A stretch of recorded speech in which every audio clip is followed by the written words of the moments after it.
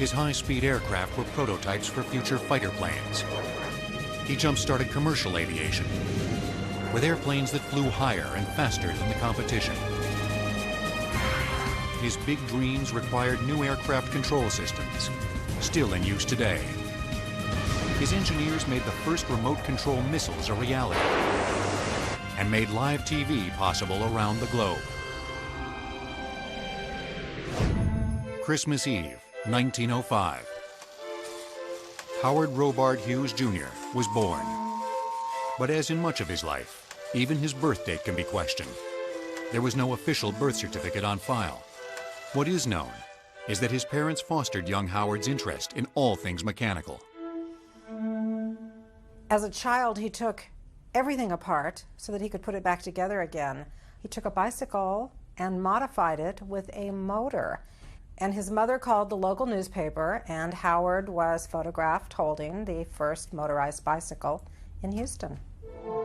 Hughes got his pilot's license in 1928 and bought himself a biplane. He could well afford to indulge in expensive toys. His father was the developer of a specialized oil drilling bit that made the Hughes family wealthy. The Hughes drill bit revolutionized oil drilling, and that immediately made Hughes Tool Company an extremely valuable property. So Hughes early on saw the power that inventions can have in changing our way of life and in making certainly a lot of money. Young Howard, anxious to make his mark in the world, left Houston before completing college and moved to Los Angeles to make movies. In 1930, he made a name for himself as a film director with Hell's Angels, a World War I aerial epic. He would later make The Outlaw, starring Jane Russell. Hollywood legend has it that, using his knowledge of aerodynamics, he designed an underwire bra that helped her stand out as an actress. Apparently, it was so uncomfortable she never wore it in the movie. Hughes continued to make movies, but he also turned his focus to flying and designing aircraft. By the summer of 1935, Hughes decided he wanted to set a new aircraft speed record. He hired 2 men to help make his dream come true. He had a fellow by the name of Glenn Odekirk, who was working on his airplanes, who became an expert mechanic, and he hired a fellow by the name of Dick Palmer, who was probably one of the best airplane designers of that time. In the capable hands of Odekirk and Palmer, Hughes' dream took shape as a plane he called the H-1. They referred to this as an engine with a saddle on it because the cockpit is very small and there's just not much wiggle room inside. But it was designed for high speed, and that's what he got. Like other fast, small planes, it was a single-seater with an open cockpit and a lot of horsepower. But Hughes' quest for speed took the H-1 into uncharted design territory. There was a bell-shaped engine cowling to reduce airframe drag, a wing curve that stabilized airflow, and landing gear that retracted into the fuselage. The streamlining continued with a new technique. Rivets and joints were fabricated flush against the aircraft's smooth aluminum skin. But it was his airplane. He supervised every bit of the design. That Hughes played such an important part in the conceptual design of the H-1 was remarkable. He had no formal training in engineering, but he had an unquenchable thirst for knowledge. Howard Hughes was one of the world's great brain pickers. And he would sit with the engineers who were working on designs, and how do you solve this, and how do you solve that problem, and what do you do for this, and what do you do for that? He literally picked their brains of the things they were doing, and knew what they were doing. He was a very smart guy, and he certainly had certain interests in mathematics and science. He was fascinated by how engines work, not only how that you can make them go faster, but he was interested in electronics in general. Hughes' new invention, the H-1, was ready on September 13, 1935. Serving as his own test pilot in the racer, he set a new world speed record of 352 miles per hour, passing the existing mark of 314 miles per hour. He was so happy with the results of the speedy plane that he kept it aloft longer than he should have. True to Hughes fashion, he kept flying pass after pass after pass, hoping that he could end up with a higher speed, and eventually ran out of gas, landed gear up in a beet field, damaged the airplane, didn't hurt himself. The first thing he told to Odekirk when he came out is, "She'll fly faster, Odie, she'll fly faster. I know I can do 365. I looked about and decided this field was the best spot. Put the plane down here where the retractable landing gear retracted, as landings in rough country are safer with the wheels up." Hughes went on to break the transcontinental record with the H-1 racer, flying at high altitude and breathing compressed oxygen in the cabin. The thin air made for greater speeds, and the trip from Burbank to Newark took just 7 hours, 28 minutes, and 25 seconds. Next, Hughes wanted to fly around the world faster than anyone ever had, and in the process beat Charles Lindbergh's 33.5-hour record time to Paris, set in 1927. But in technological terms, Hughes' journey would vastly differ from Lindbergh's. The aircraft Hughes chose was the Lockheed 14, a twin-engine 12-passenger airplane. It would need significant modification to make it worthy of the proposed around-the-world flight. The Lockheed was fitted with 2 specially supercharged Wright G102 Cyclone engines, and Hughes spared no expense to outfit the plane with the latest navigation equipment. You go back to Lindbergh. I mean, Lindbergh was one fellow in a small cockpit with a handful of gauges flying across the Atlantic. The cockpit of the Lockheed 14 was absolutely jammed with instruments of every conceivable kind. Hughes wanted this not just to be a triumph of courage, which is what everybody thought of Lindbergh, and rightly so. He wanted it to be very much a triumph of science. The resourceful aviator also planned on having help from the ground.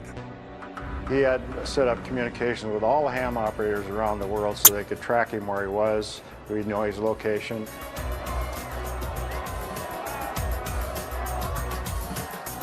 On July 10, 1938, the weather was good, and Hughes said the Lockheed was ready to go.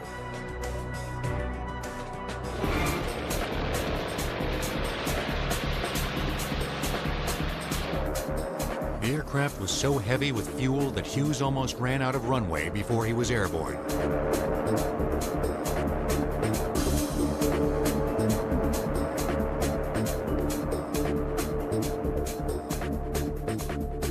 But the speed of Hughes' journey astonished the world. He and his crew of 4 reached Paris in 16 hours and 38 minutes, cutting Lindbergh's time in half. After another 7-hour and 51-minute flight, Hughes reached Moscow. A 30-hour and 18-minute series of flights after that, they landed in Fairbanks, Alaska. Then, after another 16-hour and 27-minute flight, at 2:37 p.m. on July 14, 1938, Hughes completed the last part of the trip from Fairbanks to Minneapolis to New York. The entire trip had taken just 3 days, 19 hours, and 17 minutes.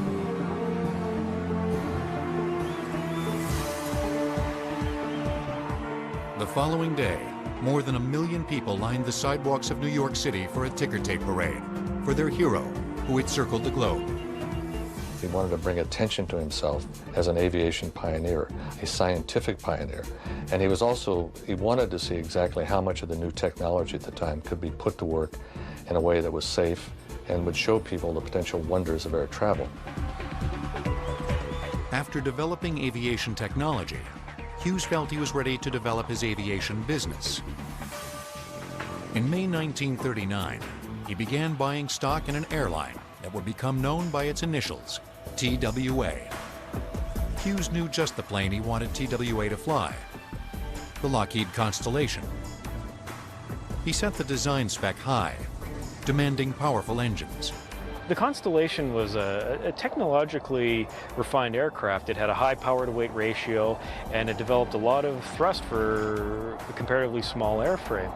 3350 engines allowed the Constellation to cruise comfortably at 330 miles an hour, faster than a lot of the American contemporary fighter aircraft at the time. Powerful engines were only one part of the equation. Since the Constellation flew at high altitude, this required a pressurized cabin, one of the first available in a commercial aircraft.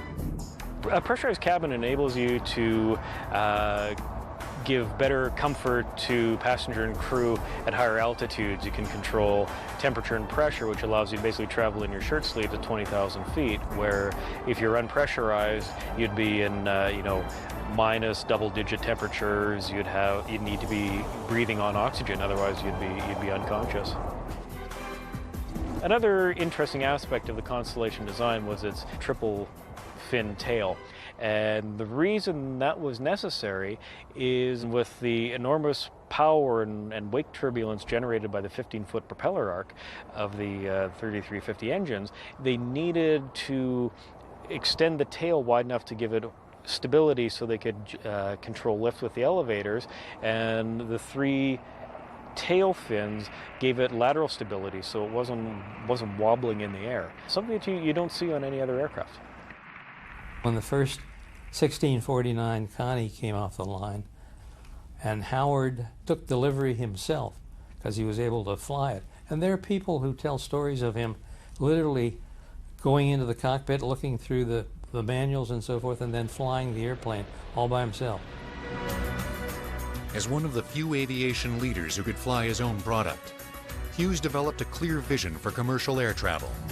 Larger, faster planes to maximize passenger comfort as well as airline profit. But just as the first Constellations were ready, they were pressed into service in World War II. All available men and materials would be diverted toward the coming military struggle. Howard Hughes wanted to be part of it. It might be said that modern war is a contest driven by technology. But even before conflicts were waged by remote control or using supercomputers, the machines of war had to employ cutting-edge technology. Howard Hughes, who would develop helicopters, missiles, and other advanced weaponry, understood this. In 1941, the 36-year-old invented a flexible ammunition line for fighter planes that would efficiently feed bullets to their guns. This qualified Hughes as a military supplier, exempting him from military service. Hughes was also hard of hearing due to otosclerosis, a gradual thickening of a bone in the inner ear. He didn't serve in the military. But an ammunition line wouldn't be the only way Hughes would contribute to the war effort.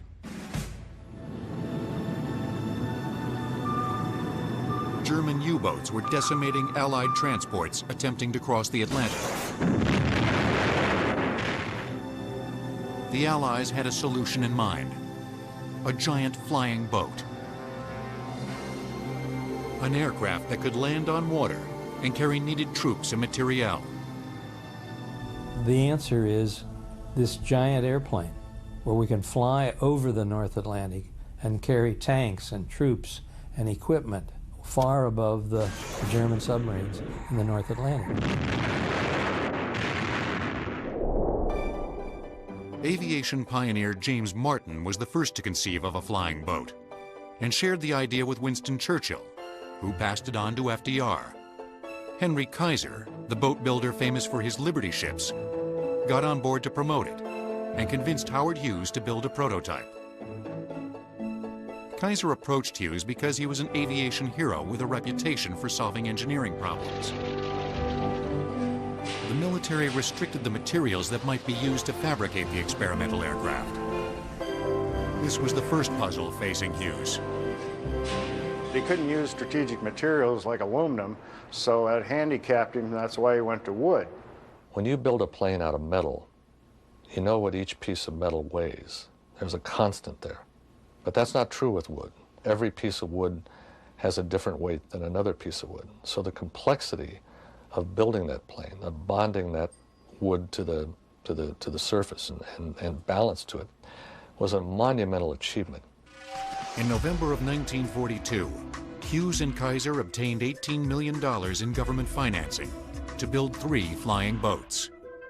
The design called for an aircraft capable of carrying 750 troops, having 8 3,000 horsepower engines, and wings longer than any aircraft ever built, an impressive span of 320 feet. At first it was called the HK-1, the H for Hughes, the K for Kaiser, But after Kaiser dropped out of the project, Hughes named it the H-4 Hercules. It later became known, much to his annoyance, as the Spruce Goose. Hughes always referred to it as my flying boat. It was called the Hughes Flying Boat and coined by the press as a Spruce Goose. Howard Hughes knew that the sheer size of his aircraft would require new ways for a pilot to fly it.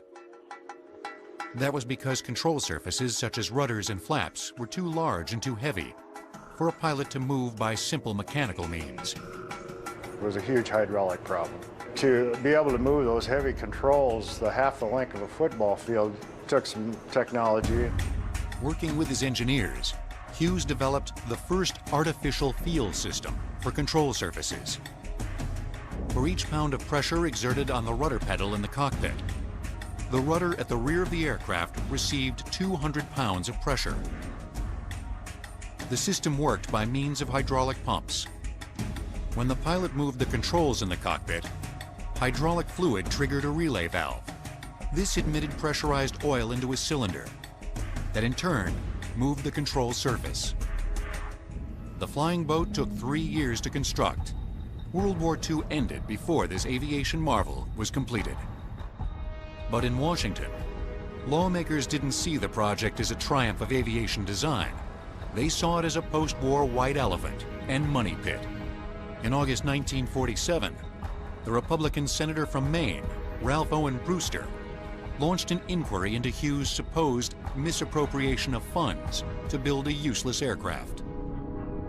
It was an effort to discredit Hughes as a pilot and aircraft manufacturer. And Hughes took it seriously, and he grabbed an armful of manila folders and took on the Senate. Senator Brewster's story, as related here yesterday, is a pack of lies, and I can tear it apart if allowed to cross-question him. As you'll see in some of the Senate hearing clips, that he was amazing. I put the sweat of my life into this thing. I have my reputation rolled up in it, and I have stated several times that if it's a failure, I'll probably leave this country and never come back, and I mean it. I don't think he would have said that unless he felt in his gut that it was airworthy. The government cleared Hughes of any wrongdoing, but he still wanted to prove to the world that the flying boat was worthwhile. He had it moved to a launch site in Long Beach Harbor near Los Angeles. This required transporting it in pieces by truck for 26 miles over a period of 2 days. Then on Sunday, November 2nd, 1947, Hughes took a seat at the controls. He told the media that he would taxi the flying boat in Long Beach Harbor for a demonstration run. But then Hughes did something that surprised even the crew aboard the aircraft. It must have felt good after 2 high-speed taxis, because he taxied back, kicked all the press off, except for one fellow that had the latest recording equipment. And when the co-pilot said he asked for 15-degree flaps, he knew it was going up because it was wanting to leave the ground at 90, and sure enough it did. For throttle, it's 60, it bounces to 65, it's 70, it's 75. And I believe we are airborne. We are airborne, ladies and gentlemen. We were really up in the air. The guy interviewing him during the flight, the one person that was on board with a wire recorder, and said, "Mr. Hughes, were you surprised when the airplane took off the water?" Howard, did you expect that? Certainly, I like to make surprises. And Howard answered, "I like to make surprises." Howard Hughes flew the flying boat to an altitude of 70 feet and a distance of about 1 mile across the waters of Long Beach Harbor. It never flew again. But Hughes considered it one of his greatest accomplishments. The flying boat was as close to Hughes's heart as any single enterprise he ever undertook. When he really wanted to impress somebody, he would give them a tour of the flying boat. Hughes kept his flying boat flight ready in a hangar for decades. I think this is the idiosyncratic Mr. Hughes. They would periodically turn over the engines to make sure they were okay. In 1982, the flying boat was put on exhibit in Long Beach, and in 1995 was moved to a museum in Oregon. Built of wood to solve a wartime materials crisis that passed, the flying boat was never put into regular production. But the artificial feel system Hughes pioneered remains in use today. The flying boat still holds the record as the biggest wooden seaplane ever built, and it was a forerunner to aircraft such as the C-130. Although many thought the flying boat would sour Hughes' relations with the military forever, in the coming decade, a sweet reward was on its way for Howard Hughes. As World War II transitioned to the Cold War, Howard Hughes believed military contracts would be profit centers for his companies. Accordingly, he pushed forward with a design for a military photo reconnaissance aircraft called the XF-11. It was a very efficient airfoil, and it was expected to fly up over 40,000 feet, which was very high altitude in the 1940s, and even have a range up to 5,000 miles. Although some military historians suggest that Hughes' XF-11 is a forerunner of the famed U-2 spy plane of the 1960s, structurally, it's closer to the twin-boom World War II fighter, the P-38. A significant feature of Hughes' aircraft was its counter-rotating props, a feature that he insisted upon because it would add power, and therefore speed. Double propellers, and one goes clockwise and one goes counterclockwise, so you get a little extra thrust by doing that. Again, a very revolutionary idea in that time period. On Sunday, July 7th, 1946, when Hughes flew the prototype, it would be a flight he would remember for the rest of his life. He was anxious to get the plane into the air and neglected to take standard safety precautions. He's supposed to have 600 gallons of fuel on board. He put 1,200 gallons of fuel on board. He was supposed to have a chase aircraft on a similar frequency. They were on different frequencies. About an hour and 15 minutes into the flight, Hughes noticed something wrong. One of the two props on the right side had gone into reverse. The XF-11 began to pull right as Hughes fought to turn the plane to the left. So now he had one propeller in high pitch, giving him thrust, and one in reverse, just like you experience when you land in an airliner and they go into reverse, and we all hear the noise and the effect of that. When it smashed into a Beverly Hills home and burst into flames, the XF-11 was traveling at 155 miles per hour. Hughes was badly injured. He severely cracked his skull, broke all the ribs on his heart side, dislodged his heart, broke his legs, some burns. But he survived. During his recovery in the hospital, a period of a month and a half, Hughes was given morphine for pain.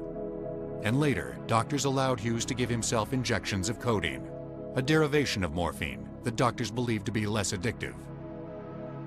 While he was in the hospital, he designed the modern-day hospital bed. He had engineers design servos so that the bed he could turn because of his burns. It was pretty interesting. His mind never really stopped.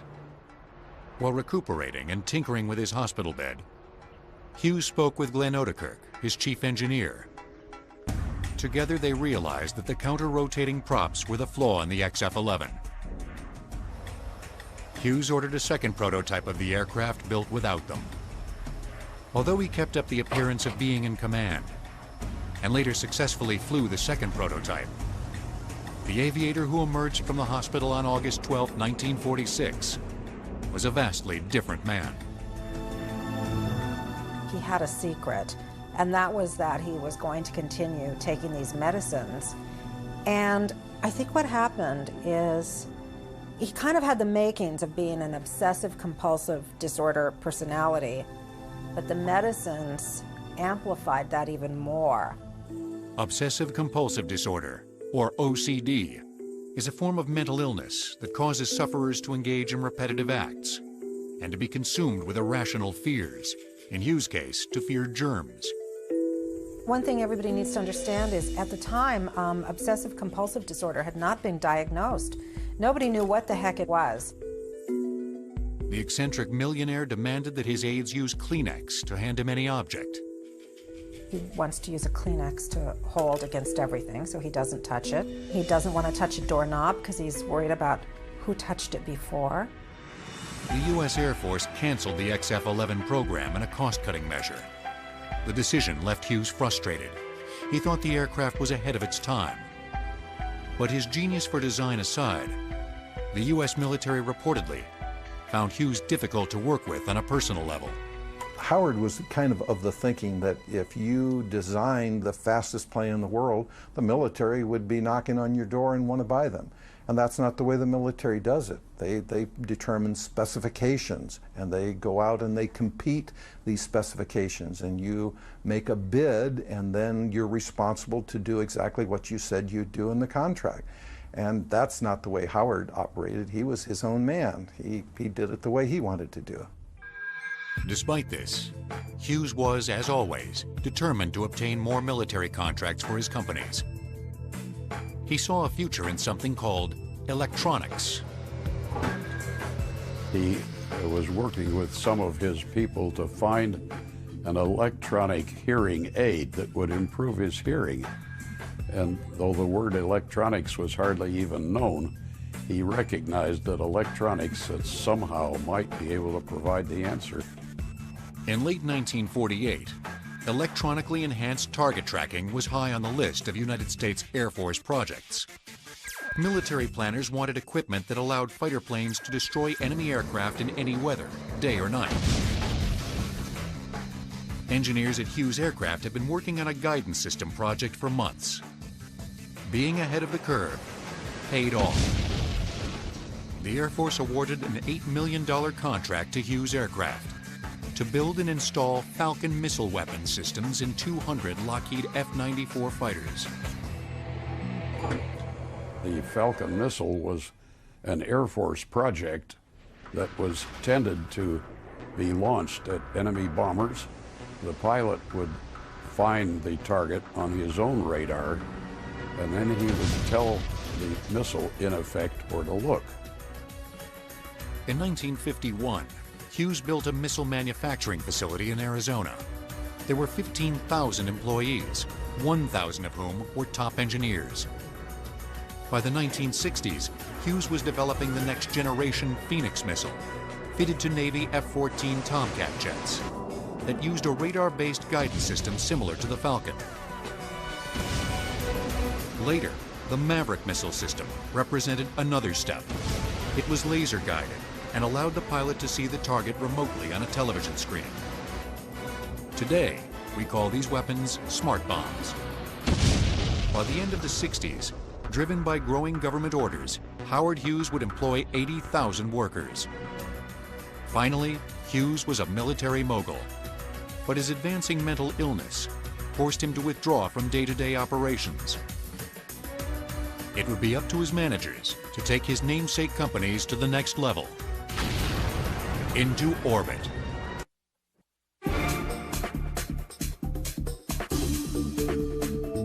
Howard Hughes, high-speed pilot, developer of the flying boat, and technology visionary, had by the 1960s developed another valuable skill: recruiting talented engineers and managers.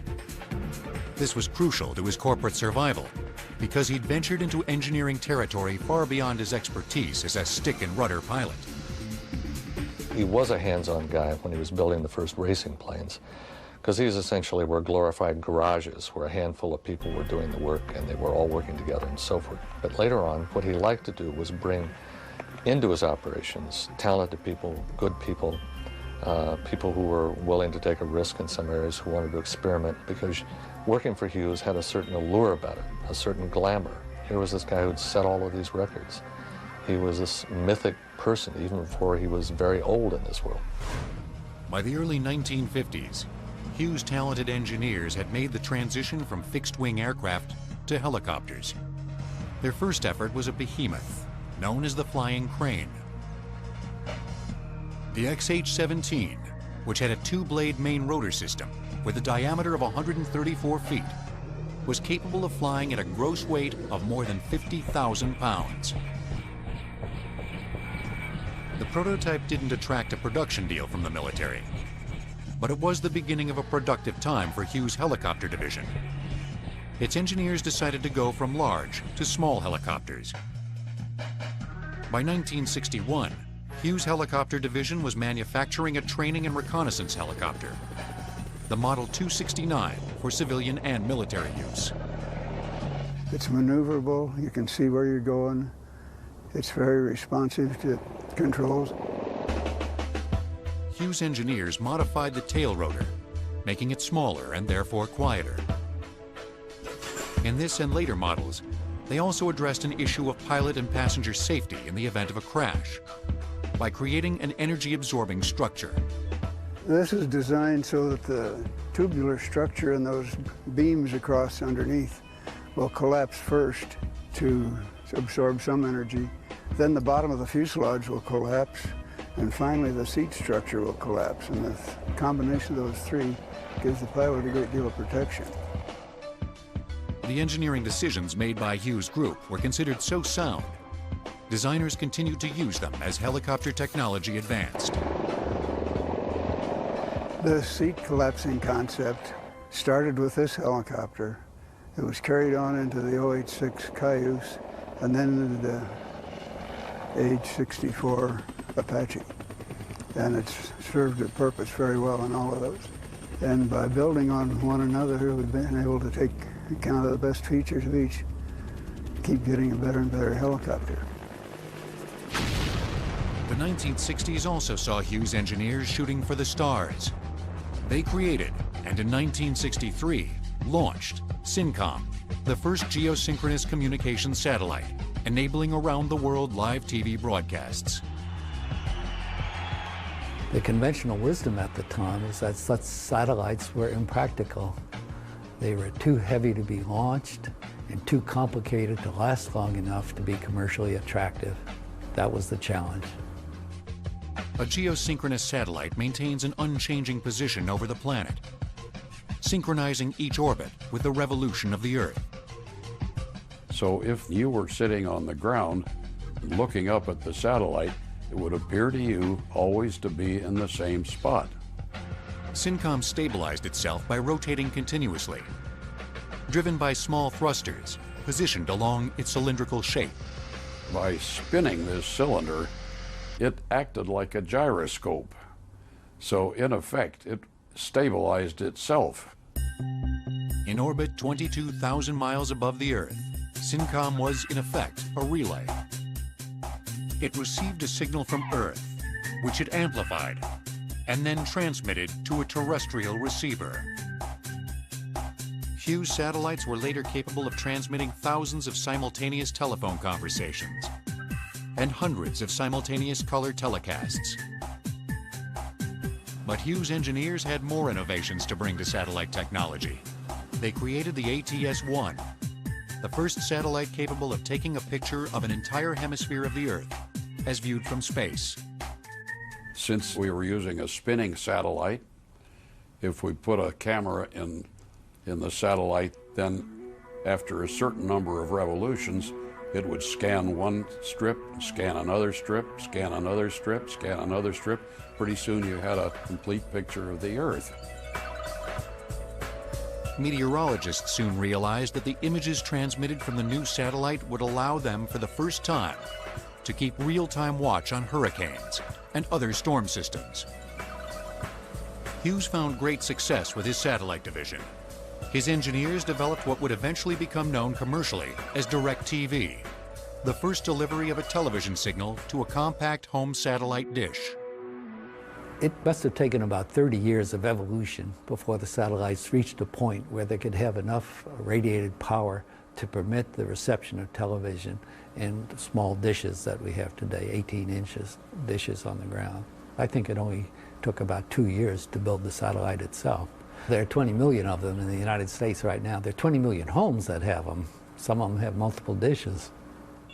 The engineers Hughes put in place were making great technological strides, but Hughes watched their triumphs from afar.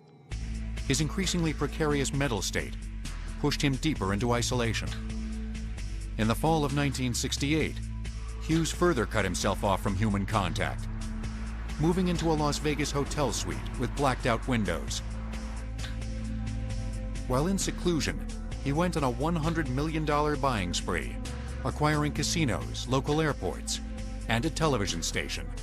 and thus became the Silver State's biggest landlord. His net worth increased in other ways, because while antitrust regulations had forced Hughes to sell his controlling interest in TWA, in 1966, the sale created a windfall for him. After broker's fees, Hughes received a check for $500 million. He added this to after-tax profits produced by his oil equipment business, as much as $20 million annually. In April of 1968, Fortune magazine declared Howard Hughes worth $1.3 billion. He was the richest man in America. But while his technological empire and wealth would expand greatly, his personal world would dramatically diminish. July 20th, 1969, a triumph for American technical know-how as Neil Armstrong and Buzz Aldrin walked on the moon. Howard Hughes played a role in this history-making moment because 3 years earlier, the Hughes-designed Surveyor 1 became the first craft to soft land on the moon on June 1st, 1966. 36 minutes after settling down in the ocean of storms, the Hughes craft sent back the first televised photographs of the surface. I remember being in the control room at JPL, Jet Propulsion Lab, when we made the first landing with Surveyor. And as a television picture developed, there was the landing leg of the Surveyor, there was the pad. I will never forget that because it was the first image that anyone had ever seen of the surface of another body in space. Retro rockets that applied the right amount of reverse thrust were the key to the successful landing of the Hughes craft. The retro rockets were controlled by, in effect, a radar signal that they generated by bouncing a radar signal off the surface of the moon and then receiving it. That way it could tell how far away the moon was. Later Surveyor missions transmitted thousands of photographs and conducted chemical analyses of the lunar soil, preparing for manned landings to come. Some Hughes biographers speculate that he watched the lunar landing on TV from his dark Las Vegas hotel room. He lived, many believed, in a world of pain, drug addiction, and compulsive behavior. He's evidencing signs of OCD in the foods he wants to eat. He has a standard meal that he orders. For Howard Hughes, the standard meal was steak, mashed potatoes, and green peas, and a glass of milk. It would be downright bizarre when it came to the dessert because he liked chocolate cake, but he used a ruler. It had to be, the edges of the chocolate cake had to be perfectly straight, the way the cake was cut, and if it wasn't, it was sent back to the kitchen. As Hughes continued to struggle with his addiction and mental illness, his far-reaching empire continued to produce engineering marvels. By the early 1970s, his helicopter, aircraft, satellite, and electronics divisions were primary military suppliers. That made his companies a good contact for the CIA. The spy agency was aware that in April of 1968, a Soviet submarine had been lost, and it wanted to recover the vessel. To accomplish the task, the CIA turned to one of America's most secretive businessmen, Howard Hughes. The appeal of the Hughes operations was the great secrecy that shrouded almost all of Hughes's operations. He was a private businessman. Virtually all his companies were private, answerable to no stockholders. That here was an American corporation that could keep a secret. The Soviet submarine was carrying nuclear torpedoes and coating equipment when hydrogen gas built up inside it and exploded. It sank 17,000 feet to the bottom of the ocean. The CIA wanted to build a specialized mining ship to recover the Soviet sub. At 618 feet 8 inches, the Hughes mining barge, or HMB-1, was longer than 2 football fields. A steel A-frame rose from its deck to a height of 200 feet. At the center, there was an opening providing hidden access to the ocean. And through this opening, an onboard derrick was capable of lifting objects weighing as much as 14 million pounds. or reeling out more than 3 miles of pipe into the depths of the sea. HMB-1 was a mining barge in name only. The vessel, also known as the Hughes Glomar Explorer, had room for the entire Soviet submarine to be brought up inside. The salvage operation was only partially successful, as the sub broke in half as it was recovered. But the CIA was able to examine 2 Soviet nuclear torpedoes and coating equipment. A burial at sea was performed for the recovered remains of 6 Soviet crewmen. In 1975, a few years after the Glomar Explorer mission was complete, Howard Hughes was 70 years old. He had not been photographed in public since 1952 and had lived in a succession of darkened hotel suites, from Las Vegas to the Bahamas to London to Mexico. His companies were run by an army of managers, most of whom had never met their boss. As he wasted away in a world of perpetual darkness, Hughes had drifted far from the beloved, dashing aviation hero of his early years. Now a shadowy enigma, mired in mental illness and addiction, he was daily ingesting massive amounts of Valium and injecting himself with codeine. In his final days, he stopped eating and weighed barely more than 100 pounds. Alarmed, his doctors put him on a plane bound for a Houston hospital. He died en route on April 5, 1976, at 1:27 p.m. He left behind an enormous legacy in aviation and technology. He set records around test tracks and around the globe. He proved that the world's largest wooden aircraft was flight-worthy. Hughes and his engineers found the fresh air of innovation when others weren't able to get off the ground. Since Hughes died, the companies he founded have continued to do remarkable work, making a space probe that mapped Venus by radar, and designing Galileo, the first spacecraft to penetrate Jupiter's atmosphere. A medical institute that Hughes founded conducts research today in nanotechnology, stem cells, and seeks a cure for obsessive-compulsive disorder. Whenever we board a commercial airliner, watch television via satellite, or marvel at America's military might, we would do well to remember the man who died in torment. He flew faster than his peers, took risks that others avoided, and was at heart an aviator dedicated to the science and the art of innovation.